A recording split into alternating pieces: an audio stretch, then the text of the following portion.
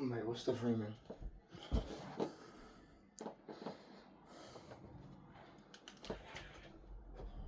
Right, today I'm going to talk about side kick. In my opinion, there are two good ways to throw a side kick.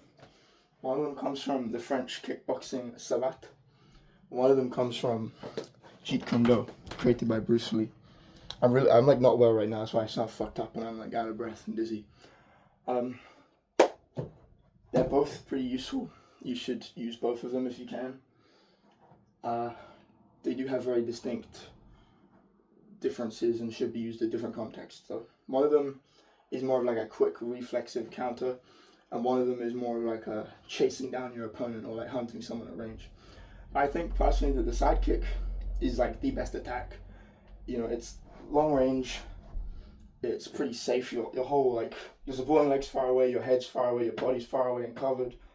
You're pretty safe throwing a side kick most of the time, and it's very powerful because it's one that puts your whole body weight behind it. It's got a lot of momentum capabilities, right? So the way I throw my side kicks, as I said, there are two distinct ways. Firstly, the French way. In savate they call it chassé latéral, and that just means like lateral side kick. Basically, I think there's a chassé frontal, is like a tie deep. Chassé latéral is a side kick. So the French way, you chamber first. When you chamber, you want to chamber your leg vertically, right? You want to kind of like, don't have your leg forwards like that. Some people say you can have it forwards. You can, but I find it has less power because if you bring your leg this way, you're like bringing it further from the target, which gives you more time to like deliver it. There's more time for the leg to reach your target, so there's more momentum gain before it impacts, right? So chamber like this. You have to be in a bladed stance, or at least like a 45 degree, it's the one I like to use.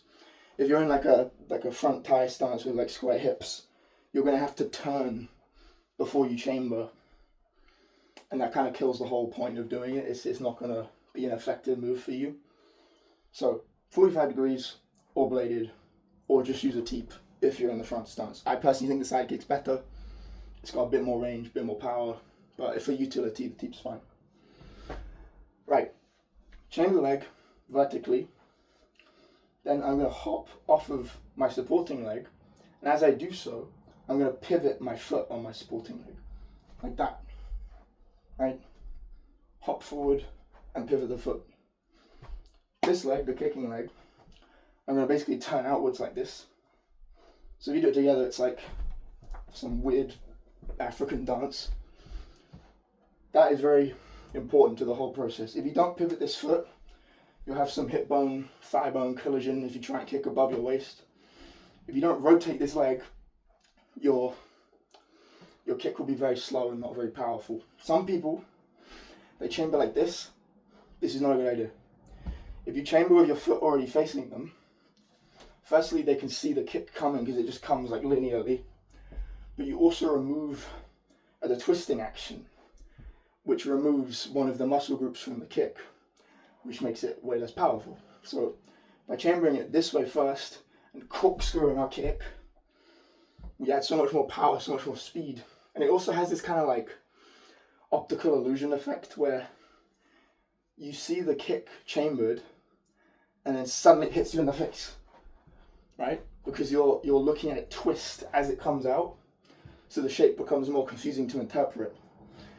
Whereas a foot aimed at your face that then comes towards your face slower, very easy to interpret, you'll react to it much better. So chambering this way, more powerful, faster, harder to react to, definitively better.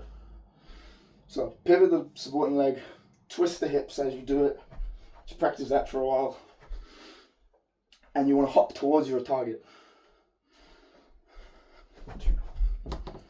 Now, something that's important when you do this is once you've fired your kick, you want to come back. You want to undo the motion you just did. Some people, I kind of just did it in the first one there, is they fire the leg out and then they step down onto the leg they've just kicked with. This is a terrible idea for multiple reasons. Firstly, you're now landing in the danger zone because I'm now next to my opponent where he can hit me, and all my weight's committed forwards. So I can't like suddenly spring back very easily. Guarding's gonna be a lot harder in the pocket. You know, you'll get grabbed. Just don't do that. Second reason, rooting, right? If you've studied striking, you probably heard people talking about rooting yourself to the ground. Basically, my connection to the ground is my power. In the case of this kick, it's less important because you're putting your whole body behind it anyway. But you want to try and have your hips, your center of mass, you know, just below your belly button really. You want that to kind of be like over your supporting leg. If it ends up being in front of your supporting leg, like over here, as I throw the kick, so if I step with it, some of that energy of the kick, if I connect, is going to bounce off the target because I'm going to be pushing myself back over my supporting leg. So you're losing energy by moving your own body instead of attacking theirs.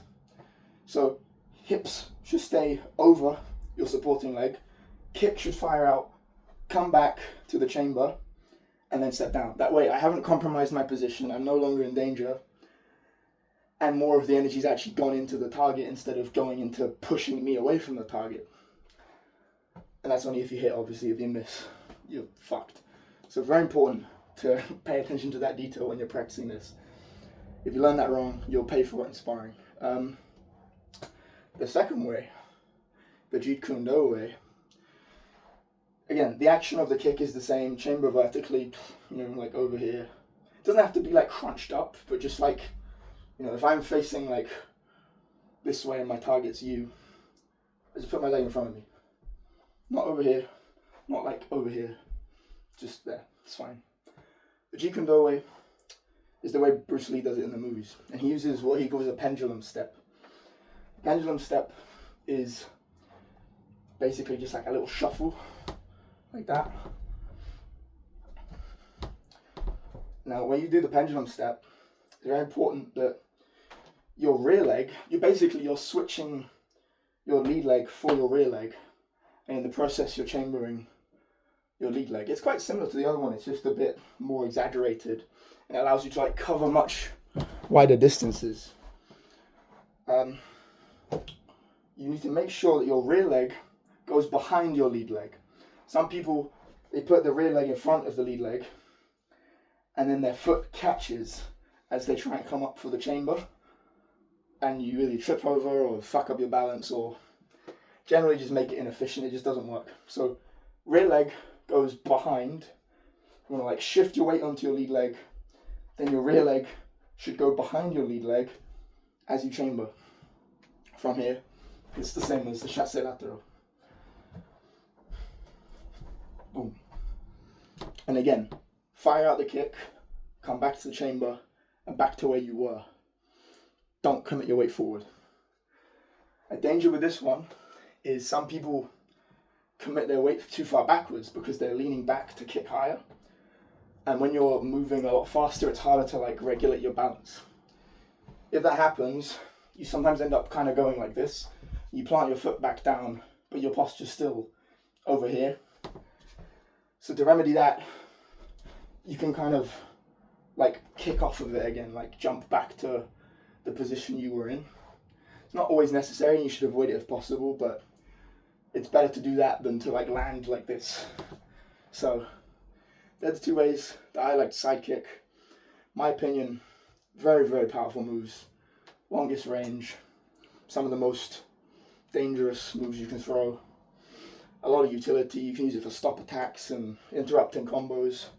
Particularly the French one, you know, if someone's coming at you and you want to interrupt what they're doing, like as they start their combo, you can lean back and chamber, spring forwards, and like cancel out their attack, essentially.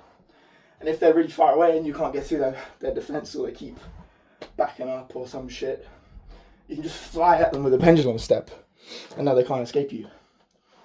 So it's if you learn these two types of side kick, it just makes your whole game far more versatile, and I heavily recommend it. I'm kind of delirious right now, I'm not gonna lie.